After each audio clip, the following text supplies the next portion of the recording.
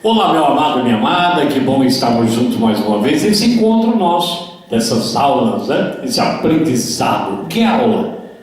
A aula não coloca o professor acima do aluno, nem o aluno abaixo ou acima do professor. A aula é um ensinamento que nós vamos partilhando experiências, principalmente quando se trata das coisas de Deus. Vamos partilhando as experiências, pulando etapas para não prejudicarmos a nós mesmos. Então aqui estamos numa aula, mais uma vez na sequência, o Espírito Santo, carisma e ministérios. Hoje nós vamos começar a falar dos carismas, de uma forma simples, talvez não aprofundando muito, para uma outra aula talvez. Eu, Henrique Santos Filho, cumprimento você na paz e no amor de nosso Senhor Jesus Cristo. Desejo que esse momento seja de plena alegria e unidade entre nós. Para começar a falar do carisma, eu quero tomar a primeira carta de Paulo aos Coríntios, o capítulo 12, que no versículo 1 já há uma chamada de atenção para todos nós. Quando Paulo diz: a respeito dos dons espirituais, irmãos, não quero que vivais em ignorância. Sabeis que quando vocês eram pagãos, vocês se deixavam levar conforme as vossas tendências a ídolos mudos. Por isso, eu vos declaro, ninguém pode, sob a ação divina, dizer Jesus seja maldito, e ninguém pode dizer Jesus é o Senhor, senão pela ação do Espírito Santo. O versículo 4 começa Paulo então a enumerar os carismas que o Espírito Santo faz em nossa vida. A diversidade de dons, mas um só Espírito. Os ministérios são diversos, mas um só Senhor. Há também diversas operações, mas é o mesmo Deus que quer operar tudo em todos. A cada um é dada a manifestação do Espírito para proveito comum. Palavra do Senhor. Primeira coisa que nós temos que retomar aqui é o seguinte: quem é o Espírito Santo? Que obra é essa que ele faz na minha vida? Ele é uma pessoa, ele é enviado, ele geme, ele chora, ele fala através de nós, então ele é uma pessoa. Depois nós vamos ver que o batismo do Espírito Santo não se trata de um sacramento, mas de colocar em evidência o que nós recebemos, agir como homem e mulher, agora criaturas humanas, pela ação divina que é a ação do Espírito. Quando recebemos esse encharcar, essa infusão do Espírito, nós então começamos a deixar fluir para fora de nós o que nós chamamos, e Paulo chama em Gálatas capítulo 5, os frutos do Espírito. A inveja, embriaguez, maldade, ciúme, tudo isso foi obra da carne que saiu. Agora eu, com o Espírito Santo na minha vida, quero ser um homem e uma mulher cheio do Espírito. Eu começo a dar frutos da paz, da benevolência, da alegria eterna. Agora, estamos falando de serviços. A palavra diz muito clara, é a manifestação do Espírito para o proveito meu, não para o proveito comum, para as pessoas. Deus nos capacita agora de poder para podermos, com os carismas que Ele nos dá pelo Espírito Santo, nós agora exercermos algo muito profundo. Nós estamos vivendo na igreja algo novo. Vocês sabem que desde julho do ano 2019 já não existe, desde a festa Pentecostes não existe mais o ICRIS, Escritório Internacional da Renovação Carismática, nem a Frata, que queria cuidar só das comunidades, talvez só as grandes e não as pequenas. E o Papa fechou tudo isso e criou o carismas, chamando todos, renovação carismática, comunidades reconhecidas de caráter pontifício, de caráter diocesano, como Anuncia-me, editoras, televisão, rádio, todos que trabalham na igreja, literaturas, áudios, vídeos, todos, para ser uma corrente de graça, uma igreja cheia do Espírito Santo. É uma ação poderosa do Espírito que opera através de Jesus, operou através dele e continua operando por ele, através de nós. Ações redentoras, contínua, agindo em todos que creem e foi batizado, conforme está em Marcos capítulo 16, versículo 15. Então, meu querido e minha querida, a manifestação poderosa do Espírito Santo através do carisma não acontece somente em pessoas ungidas, paparicadas, não. Pessoas santas, sublimadas, místicas. Não, isso não é verdade. Se fosse assim, nós cairíamos então no absurdo de dizer que o Espírito Santo só é dado a essas pessoas.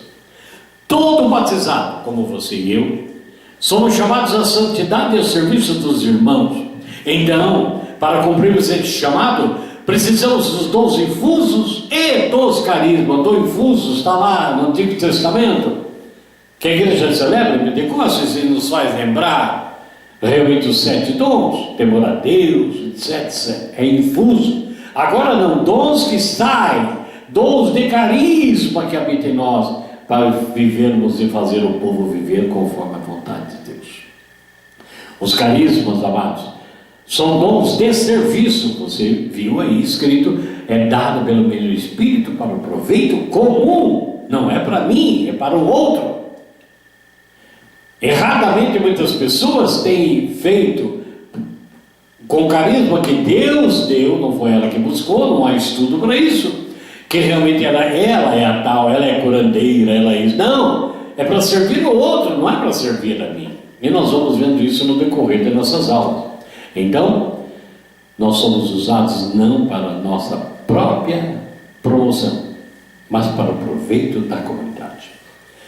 Depois aqui em 1 Coríntios 12, no versículo 8, está escrito: a um é dada pelo Espírito uma palavra de sabedoria, a outra uma palavra de ciência por esse mesmo Espírito, a outra a fé pelo mesmo Espírito, a outra a graça de curar doenças pelo mesmo Espírito, a outro o dom de milagre, a outra a profecia, a outra o discernimento dos Espíritos, a outra a variedade de línguas e por fim a interpretação das línguas. Palavra do Senhor. Línguas e interpretação estão no final da narrativa do capítulo 2, lá no versículo 10. Mas eu quero começar as nossas aulas falando do menor dos dons, que é o dom de línguas, oração em línguas, palavra em língua, profecia em língua, que é o menor dos dons e que causa às vezes tanta controvérsia. Ora, nós sabemos em Lucas 10, versículo 38, que a oração é uma atividade do coração, não é atividade da minha cabeça, do meu raciocínio, do meu intelecto, tirando boas ideias. Não. A oração é uma atividade do coração. Amado e amado, quando nós se colocamos em oração, com toda a nossa sinceridade, da nossa alma, desejando amar a Deus e dando a Ele palavras sinceras de amor e de louvor, o Espírito Santo vai aos poucos conquistando o nosso interior, a nossa memória, a nossa imaginação, o entendimento e a nossa vontade. Sendo a oração uma das operações mais importantes do Espírito, porque ele sendo o Espírito Santo o princípio da vida, consequentemente também ele é o princípio de uma nova oração ou de uma oração nova. O que é o dom de línguas? Dom de línguas, ele vai aprofundar, enriquecer a minha vida de oração, a sua vida de oração. É uma graça da oração que Deus concede pessoalmente e também comunitariamente aos outros, que se segue um sinal, como está em Atos 2, de 1 a 4. A oração em línguas se sucede imediatamente após o derramamento do Espírito Santo em Pentecostes. Em várias outras partes você deve ter lido que Atos dos Apóstolos e as cartas de Paulo nos mostram que sempre que havia oração, as pessoas oravam em línguas. Foi assim com Cornélio, que era até um pagão.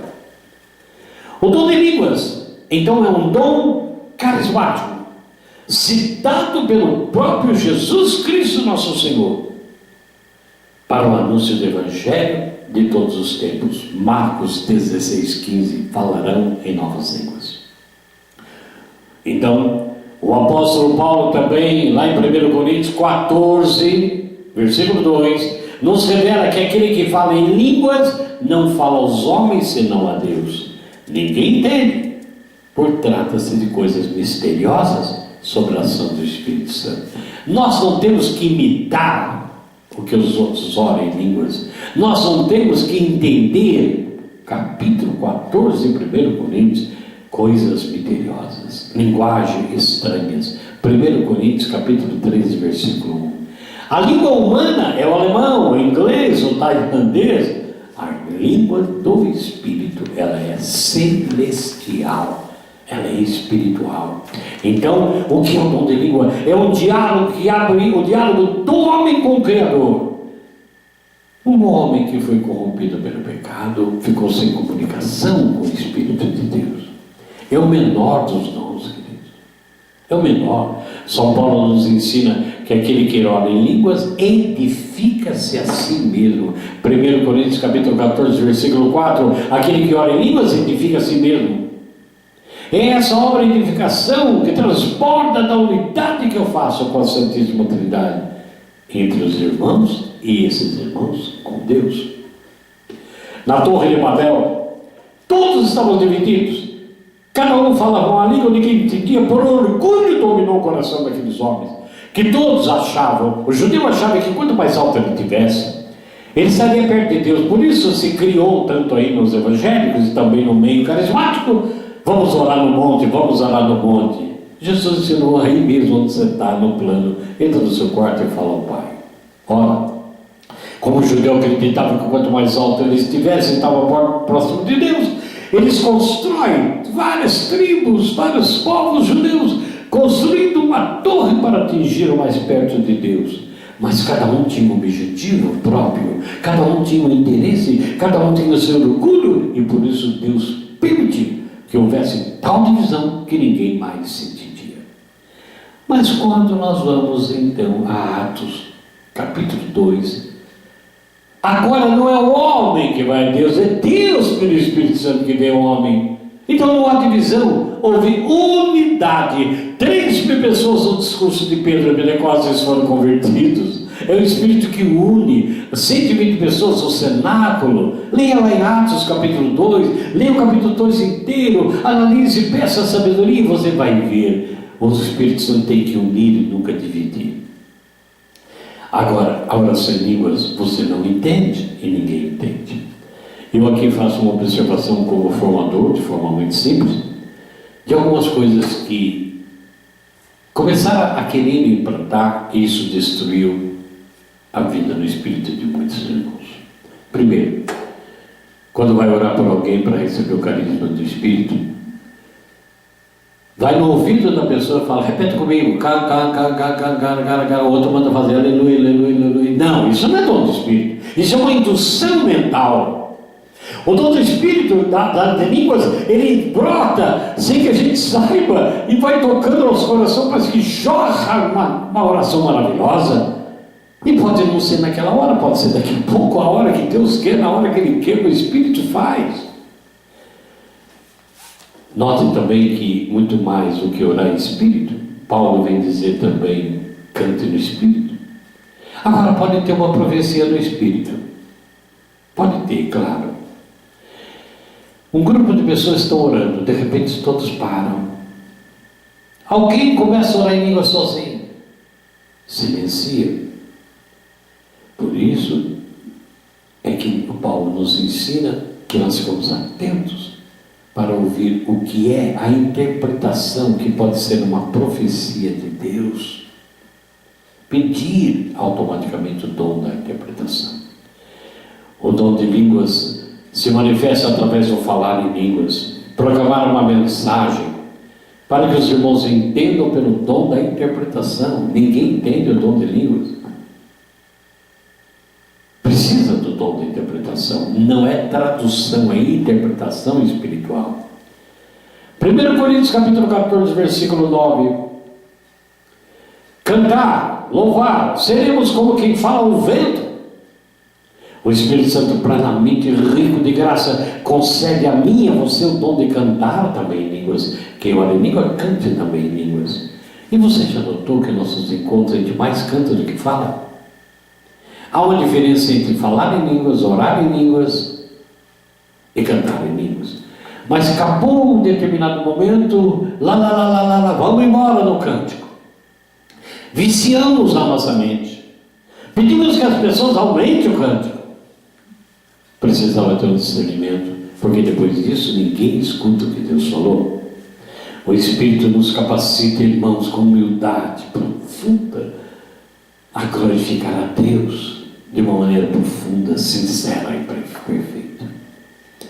Vem o Espírito Santo, então, como auxílio. Ele vem louvar, cantar em nós, orar em nós. E é nesse louvor de cântico que nos unimos aos anjos e santos que não cessam de louvar ao Senhor. Através do louvor, nós reconhecemos que Deus é grande, é sua majestade sobre todos nós. Agora tem uma polêmica aqui. Falar em línguas é o mesmo que falar a língua dos anjos? Vamos orar na linguagem dos anjos? Está errado, gente. Está errado. Essa objeção é uma especulação indevida das seguintes palavras de São Paulo apóstolo, lá em 1 Coríntios 13:1. Ainda que eu falasse a linguagem dos homens e dos anjos, se não tiver caridade, como eu sou como o bronze que soa, ou como o símbolo que retine. Aquilo que as pessoas dizem língua dos anjos, sendo a língua um membro do corpo, a cujo dom pertence o dom de língua, às vezes se chama língua nem uma coisa nem outra, para que realmente parecem ver os anjos, porque os anjos não possuem membros. Tomás de Aquino, em 1 Coríntios capítulo 13, nos ensina algo. Pode-se dizer então, presta bem atenção, pegando o capítulo 13, de 1 a 3, Tomás de Aquino diz: pode-se entender de anjo homens de ofício, isso é, que anunciavam as coisas divinas a outro homem, como diz Malaquias também, nos lábios do sacerdote deve estar o depósito da ciência e de sua boca aprendida a lei, visto que ele é um anjo do Senhor dos Exércitos, Malaquias 2:7. De maneira que nesse sentido, continua São Tomás, se eu falasse a língua de todos os homens, ou até a língua angélica, não seja se falasse como aqueles que ensinam os outros, mas como mestre das primeiras letras.